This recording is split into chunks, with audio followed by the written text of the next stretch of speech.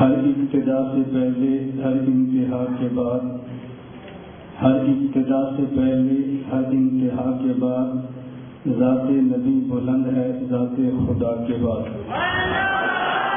ہر ابتدا سے پہلے ہر انتہا کے بعد ذات نبی بلند ہے ذات خدا کے بعد۔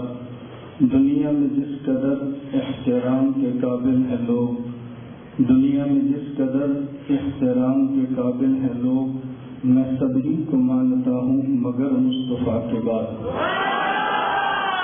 معزز علماء کرام، میرے نہایت واجب الاحترام بزرگوں، انٹرنیشنل ختم نبوت موومنٹ کے تحت ہونے والی بشتر حال پشاور میں سالانہ ختم نبوت کانفرنس میں شرکت کرنے والے نوجوان دوستوں اور بھائی، ہماری یہ جماعت مرشد عالم حضرت اقدس عارف باللہ مولانا عبدالحفیظ مکی نور اللہ مرکزہ کی جماعت ہے، اور حضرت اقدس رحمہ اللہ وہ ذات ہیں کہ جن کے ہاتھ پر میں نے بیعت حرم میں مکہ میں کی، اور بڑے ناز کے ساتھ حضرت نے مجھے بیعت فرمایا۔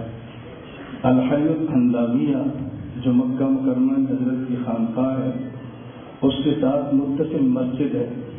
میں نے اس مسجد میں حضرت سے گزارش کی، 1994 کی بات ہے کہ میں آپ سے بیعت کرنا چاہتا ہوں، فرمایا کرو۔ اس وقت میری عمر 23 سال تھی، بالکل ینگ بلٹ جسے کہتے ہیں۔ تو حضرت نے فرمایا کہ بیعت کر لو۔ میں نے کہا میری خواہش ہے کہ حرم کے اندر بیعت ہو، فرمایا جگہ حدود حرم میں شامل ہے۔ میں نے کہا المسجد الحرام میں۔ حضرت نے گاڑی نکالی، خود ڈرائیونگ کی، مجھے فرنٹ سیٹ پہ بٹھایا، حرم کے اندر لے کر گئے، وہاں بیعت فرمایا، اور پھر وہ گاڑی جو مکہ مکرمہ سے مدینہ منورہ جاتی ہے وہاں لے کر گئے، اور ان کے حوالے مجھے کیا، چونکہ میری معلومات بھی نہیں تھی اور سفر بھی پہلا تھا۔ پھر وہاں سے حضرت نے روانہ کیا۔ کہ میں ایک واقعہ صرف اس لیے عرض کرتا ہوں کہ ان حضرت رحمہ اللہ سے ہمیں کس قدر عقیدت اور محبت ہے، اس کا تصور آپ نہیں کر سکتے۔ حضرت سے محبت تو حضرت کی جماعت سے بھی محبت ہے، اور پھر وہ جماعت جو ختم نبوت کے عنوان پہ کام کرے، ان جماعتوں سے محبت کرنا یہ ہمارے ایمان کا تقاضا ہے۔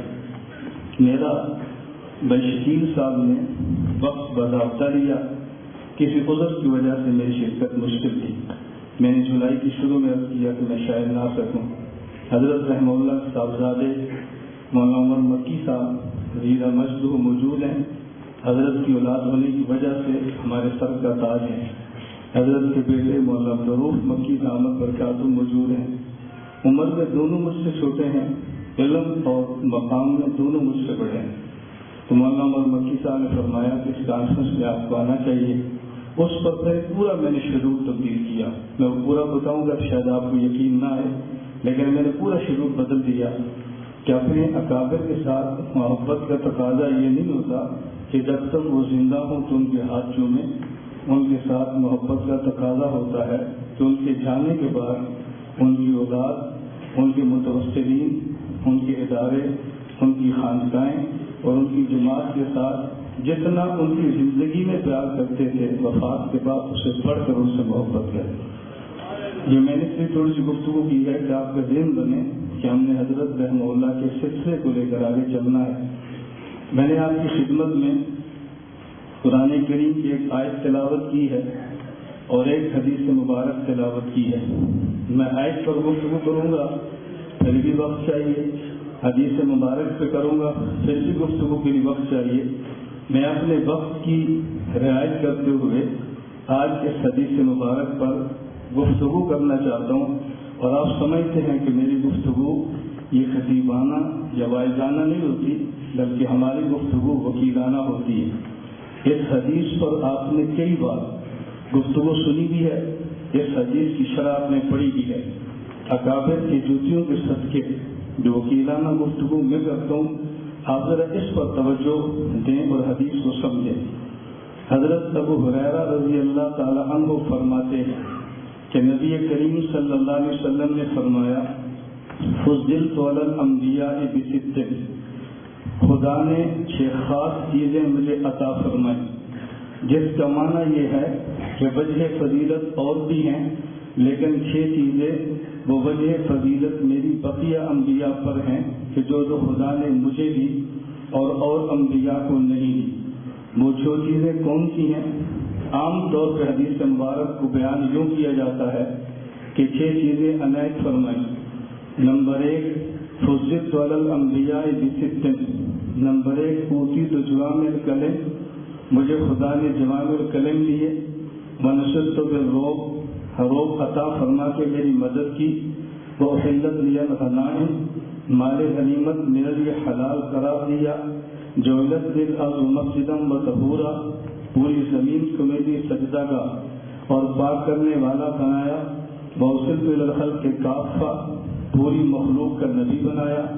وختم بی النبیون، اور مجھ پر نبوت کا دروازہ بند کیا، خاتم النبیین بنایا۔ عام طور پہ شرح یوں کی جاتی ہے، میں ذرا اس سے ہٹ کے بات کرنے لگا ہوں، اس پر آپ نے توجہ دینی۔ رسول اکرم صلی اللہ علیہ وسلم نے فرمایا کہ مجھے خدا نے 6 چیزیں مخصوص عطا فرمائیں جو باقی انبیاء کو نہیں دی۔ وہ 6 چیزیں کون سی ہیں؟ نمبر 1 اوتیت جوامع الکلم، خدا نے مجھے جوامع الکلم دیے۔ یہ جوامع الکلم کیا ہے؟ جوامع جمع جامعتن کی ہے، الکلم جمع کلمتن کی ہے۔ کلمہ اور کلمہ جامع میں کیا فرق ہے؟ لفظ ایک ہو اور معنی ایک ہو، اسے کلمہ کہتے ہیں، اور جب لفظ ایک ہو اور معنی ہزاروں یا لاکھوں ہوں اسے کلمہ جامعہ کہتے ہیں۔ تو اللہ کے نبی نے یہ بات سمجھائی کہ پہلے انبیاء کو کلمات دیے ہیں، مجھے کلمات جامعات دیے ہیں۔ اس کا معنی یہ ہے کہ پہلے انبیاء کو اتنے کلمات دیے کہ جتنے کلمات اتنے معنی، اور مجھے زیادہ معنی کے لیے خدا نے کلمات جامعات عطا فرمائے۔ یہ کیوں فرمائے؟ آخر میں وجہ اس کی عرض کروں گا، خود نبی النبیون، پہلے تھوڑی سی تشریح سمجھیں۔ نمبر 2 نصرت بالرعب، خدا نے رعب دے کر مجھے مدد فرمائی۔ اس کا معنی کیا ہے؟ دوسری روایت میں ہے نصرت بالرعب مسیرۃ الشہر، کہ مجھ سے آنے والا اتنا دور ہو کہ مجھ تک پہنچنے میں 1 مہینہ لگے، وہاں تک بھی میری عظمت کرو اس پہ چھا جاتا ہے۔ نمبر 3 احلت لی الغنائم، میدان جنگ اور جہاد میں نکلے اور میدان جنگ میں جو کفر سے مال ملے وہ پاکیزہ مال خدا نے میرے لیے حلال فرما دیا۔ نمبر 4 جعلت لی الارض مسجدا، اللہ رب العزت نے پوری زمین کو میری سجدہ گاہ بنایا۔ آگے فرمایا کہ نمبر 5 وطہورا، اور پوری زمین کو پاک کرنے والا بنایا۔ آگے اللہ کے نبی فرماتے ہیں ارسلت الی الخلق کافہ، کہ 6 وجہ مجھے تمام مخلوق کا نبی بنایا۔ یہ ختم بی النبیون 6 وجہ نہیں ہے، یہ ختم بی النبیون ان 6 کی دلیل ہے۔ اللہ کے نبی کی بات اب سمجھیں۔ مجھے جوامع الکلم کیوں دیے؟ میں آخری نبی ہوں، یہ ضرورت میری ہے، ان کی نہیں ہے۔ مجھے روک دے کر مدد کیوں فرمائی؟ میں آخری نبی ہوں، یہ ضرورت ان کی نہیں، یہ میری ہے۔ پھر اس زمین کو سجدہ گاہ کیوں بنایا؟ میں آخری نبی ہوں، یہ ضرورت ان کی نہیں، یہ میری ہے۔ پوری زمین کو میرے لیے طہور کیوں بنایا؟ میں آخری نبی ہوں، یہ ضرورت ان کی نہیں بلکہ میری ہے۔ مجھے پوری مخلوق کا نبی کیوں بنایا؟ یہ ضرورت ان کی نہیں، یہ میری ہے۔ اب میں تھوڑی سی بات پھیلانے لگا ہوں کہ اللہ کے نبی نے ارشاد فرمایا کہ مجھے خدا نے جوامع الکلم دیے، ان کو کلم دیے۔ کلمہ اسے کہتے ہیں کہ لفظ ایک ہو اور معنی بھی ایک ہو، اور کلمہ جامعہ لفظ ایک اور معنی زیادہ۔ یہ ہمارے نبی کو کیوں دیے؟ پہلے تمام انبیاء خاص جگہ کے نبی، خاص زمانے کے نبی اور خاص قوم کے نبی۔ جب جگہ خاص ہو تو محدود ہوتی ہے، خاص قوم ہو افراد محدود ہوتے ہیں، خاص زمانہ ہو وقت محدود ہوتا ہے۔ اس کا معنی جو نبی خاص قوم کا نبی ہے اس کو کتنے مسائل چاہیے جو قوم کے لیے کافی ہے۔ خاص زمانے کا نبی ہے اس کو مسائل خاص وقت کے لیے چاہیے۔ اگر کوئی شخص خاص جگہ کا نبی ہے اسے مسائل خاص جگہ کے لیے چاہیے۔ تو جب ایک نبی کا دائرہ نبوت محدود ہے اس نبی کو مسائل تھوڑے چاہیے.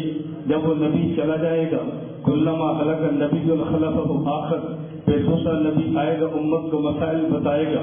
تو ان نبیوں کو جتنے مسائل چاہیے تھے اس کے لیے اللہ نے محدود کلمات دیے جنہیں کلم فرمایا. اور ہمارے نبی کا مسئلہ یوں نہیں ہے، ہمارے پیغمبر محدود نہیں. آپ کا زمانہ نبوت غیر محدود ہے، آپ کا مکان نبوت غیر محدود ہے، آپ کی قوم ماننے والی امت غیر محدود ہے. انسانی علم کے اعتبار سے میں یہ بات کہہ رہا ہوں. اب اس کا معنی یہ ہے ہمارے پیغمبر کا نبوت کا زمانہ غیر محدود تو مسائل غیر محدود چاہیے، افراد غیر محدود، مسائل غیر محدود چاہیے، جگہ غیر محدود تو مسائل غیر محدود چاہیے. ہم غیر محدود کو تھوڑا سا محدود بنا لیں تو ہم کہیں گے ہمارے پیغمبر کے ماننے والے اگر اربوں امتی ہیں انہیں اربوں مسائل چاہیے. اب اگر اربوں مسائل کے لیے اللہ اربوں کلمات عطا فرماتے، مجھے آپ ایمان کے ساتھ بتائیں اربوں آیات سے مشتمل قرآن ہوتا، اسے لکھتا کون، اسے یاد کون کرتا، اسے پھیلاتا کون، پرس چھاپتی کون سی، کس لائبریری کے اندر آتا؟ میرے اللہ نے کرم یہ کیا ہے قرآن ہمیں 7,500 آیات کا دیا ہے.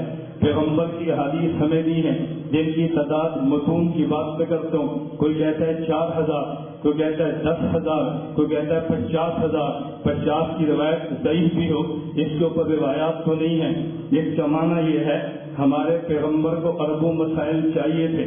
اگر اربوں مسائل کے لیے اللہ اربوں کلمات دیتے، نہ کوئی پرس لکھ سکتا، نہ قلم لکھ سکتا، نہ پرس چھاپ سکتا، نہ لائبریری سنبھال سکتی، نہ سینے محفوظ کر سکتے. خدا نے کرم یہ کیا کہ ہمارے پیغمبر کو غیر محدود مسائل کے لیے محدود کلمات دیے ہیں.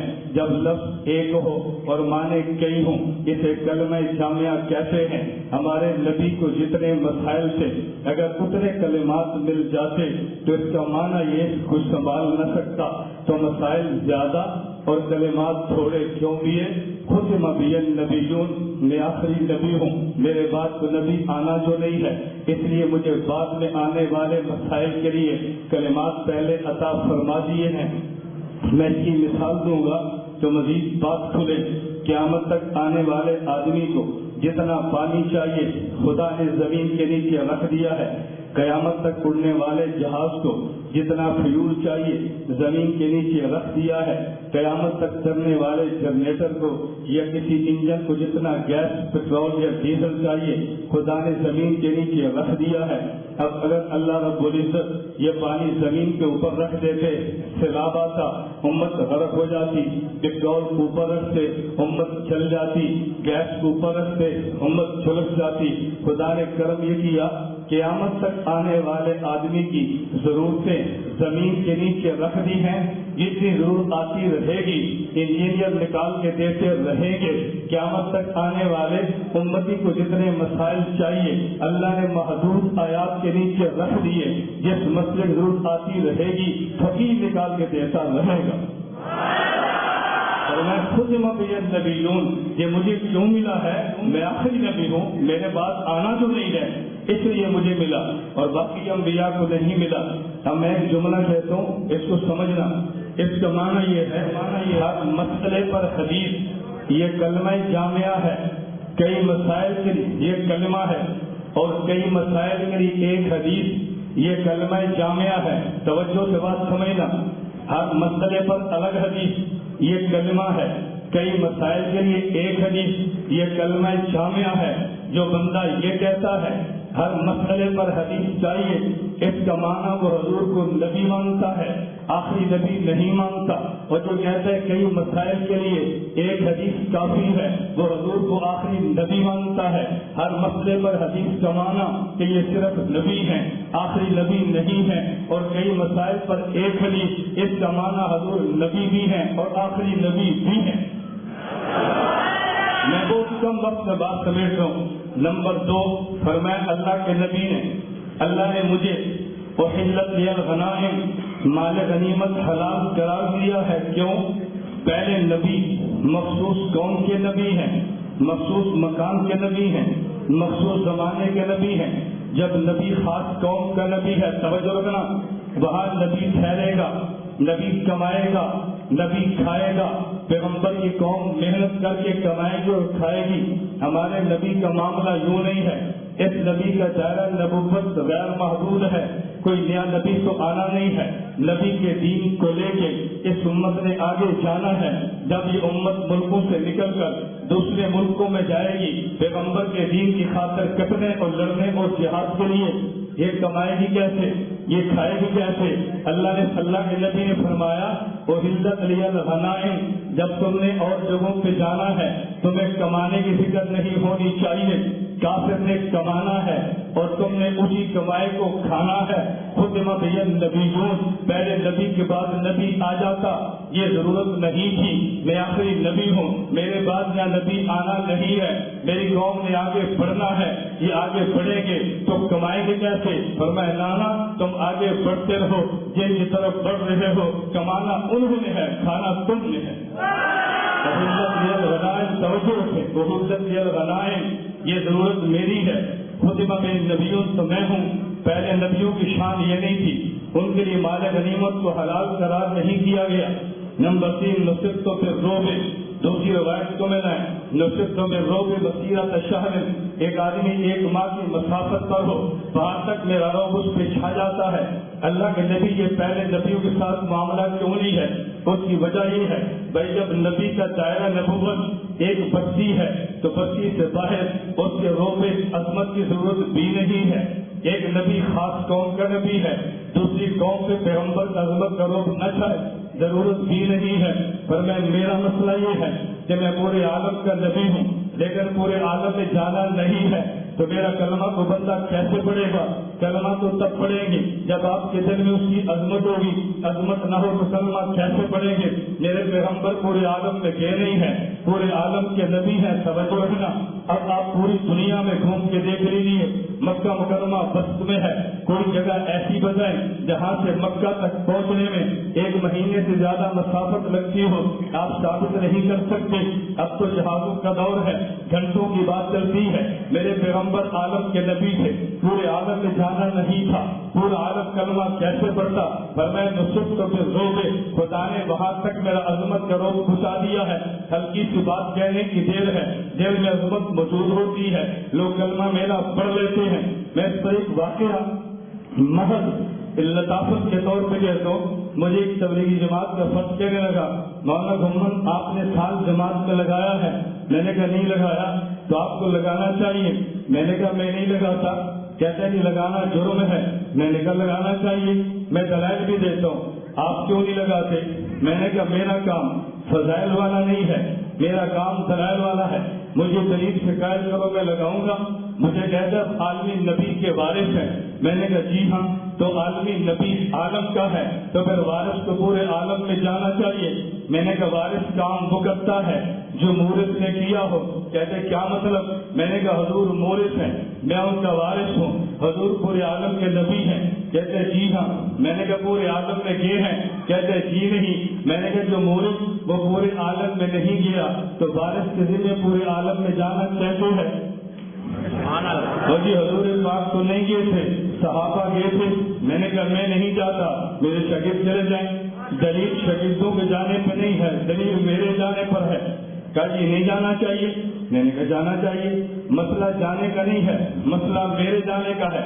میں تبلیغی جماعت کے احباب کی خدمت کی گزارش کرنے لگا ہوں، میں روزانہ 2.5 گھنٹے کا بھی قائل ہوں، تعلیم کا بھی قائل ہوں، شب جمعہ کا بھی قائل ہوں، روز ماہانہ کا قائل ہوں، سالانہ چلے کا قائل ہوں، زندگی کے پہلے 4 ماہ کا قائل ہوں، بیرون 7 ماہ کا قائل ہوں، اندرون سال کا قائل ہوں۔ لیکن مرکز کی ترتیب کے مطابق کام کریں، اپنی طرف سے گڑبڑ نہ کریں، کام تباہ ہوگا۔ میں نے اس سے کہا تو پھنسا اس لیے ہے تو نے مرکز کے اصول کو توڑا ہے۔ رائڈنگ کا اصول یہ ہے کہ جب علماء کے پاس جاؤ دعوت نہیں دینی، کارگزاری پیش کرنی ہے۔ تو کارگزاری پیش کرتا تو شاید میں تیار ہو جاتا، تو نے کارگزاری چھوڑ کے دعوت دینا شروع کی ہے، اس لیے تو پھنسا ہے۔ کارگزاری سنو، دعوت نہ دو، یہ رائٹ کا اصول ہے۔ میں سب چیزوں کا قائل ہوں کہ کوئی غلط فہمی مت مبتلا ہو کہ مولانا صاحب جماعت کے قائل نہیں۔ بحمد اللہ تعالی حضرت اقدس عارف باللہ शेख अब्दुल हफीज मक्की नबरल्लाह मरकदहु, मैं मक्का मुकरमा में था, मुझे फरमाने लगे ये देखो बयान आया है तौसीफ फरमान का, उसने बयान के अंदर राष्ट्रपति ने कहा तबलीग दीन और गुमराह मुबल्लिगीन, इसका तुम्हें जवाब देना चाहिए। मैंने कहा हजरत आएगा, मैंने तौसीफ फरमान का बयान दिया है, उसके बाद उसका कोई बयान आया हो आप मुझे काफी पेश करें।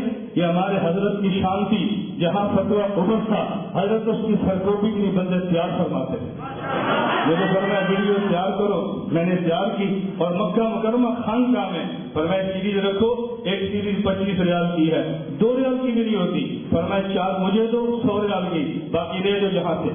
हजरत यूं छोटों को बड़ा बनाने का फन जानते थे, हजरत की जूतियों का सदका है चाहे दुनिया में एक धूम है खानकाहों की। खैर मैं सबको मजमून समेटते हैं। नंबर 3, अल्लाह के नबी ने फरमाया जो रियल अर्ज़ मस्जिदा, खुदा ने पूरी जमीन को मेरे लिए सजदागाह बनाया। क्यों?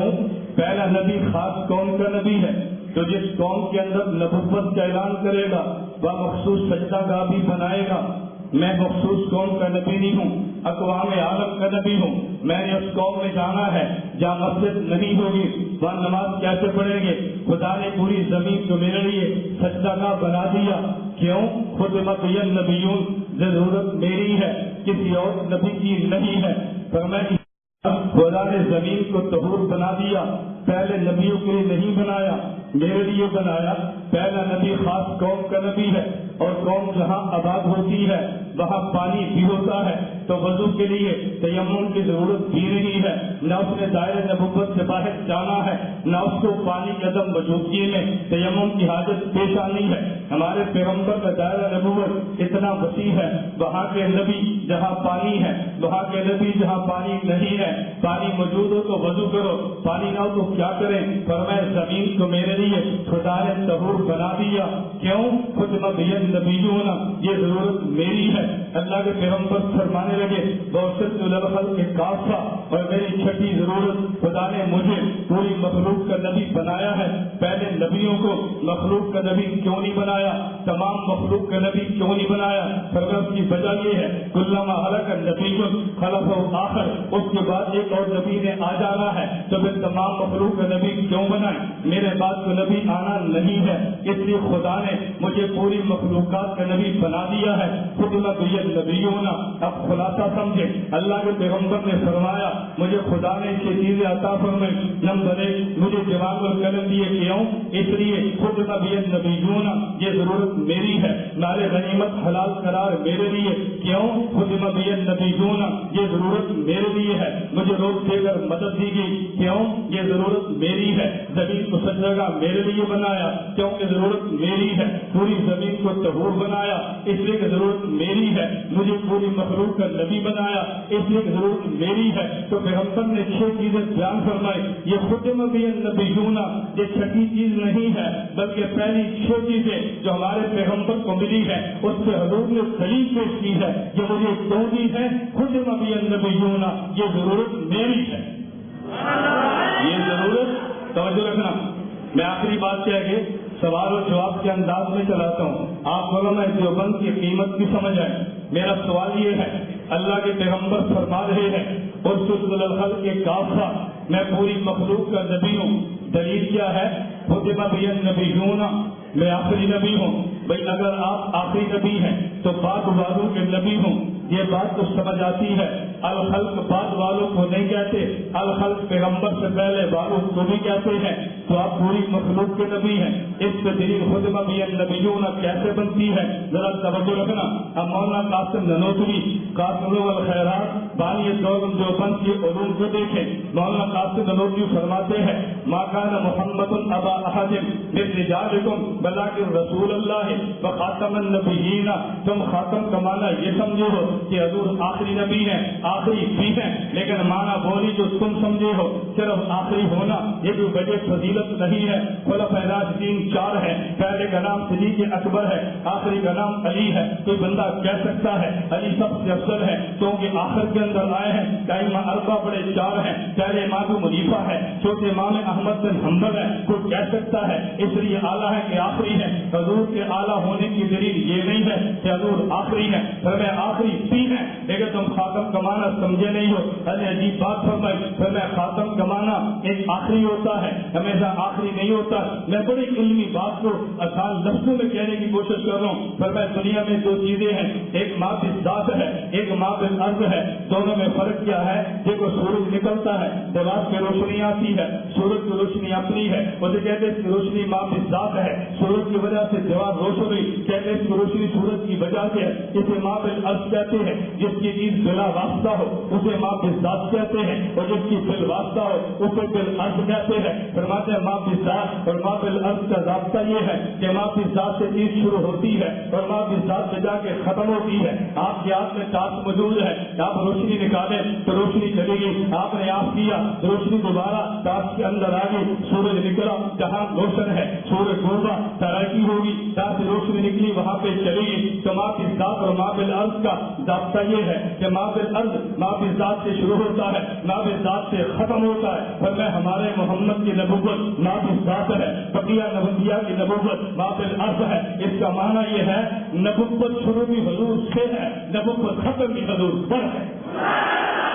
نبوت شروع بھی حضور سے ہے، نبوت ختم بھی حضور پر ہے۔ ایک بندہ کہتے سمجھ نہیں آتی، حضور سے شروع حضور پہ ختم۔ مولانا لوگ بھی فرماتے ہیں میرے پیغمبر کے ناموں میں ایک نام اول بھی ہے، ایک نام آخر بھی ہے، کبھی تم نے اس پہ غور کیا ہے اول آخر کا معنی کیا ہے؟ میرے ہاتھ کی طرف دیکھیں، آپ نے کاغذ کو لیا ہے اور آپ نے کاغذ سے آپ نے پرکار کو لیا اور آپ نے ایک دائرہ بنانا چاہا تو پرکار کا ایک کونا آپ نے کاغذ پہ رکھا ہے اور آپ نے کونے دوسرے کو چلانا شروع کیا، ایک گول خط بنا، اس گول خط کو دائرہ کہتے ہیں۔ پرکار کا کونا جہاں رکھا نیچے نقطہ لگا ہے اسے مرکز کہتے ہیں، یہ دوسرا گول خط بنا ہے اسے دائرہ کہتے ہیں۔ ایک دائرہ ہے ایک مرکز ہے، دونوں میں ضابطہ یہ ہے کہ مرکز جو پرکار کے نیچے ہے یہ بنتا پہلے ہے، نظر تب آئے گا جب پرکار اٹھائیں گے، اور یہ دائرہ بنا بعد میں ہے، نظر پہلے ہے۔ فرمایا آدم سے لے کر عیسیٰ علیہ السلام یہ دائرہ نبوت ہے، اور میرے محمد یہ مرکز دائرہ نبوت ہے۔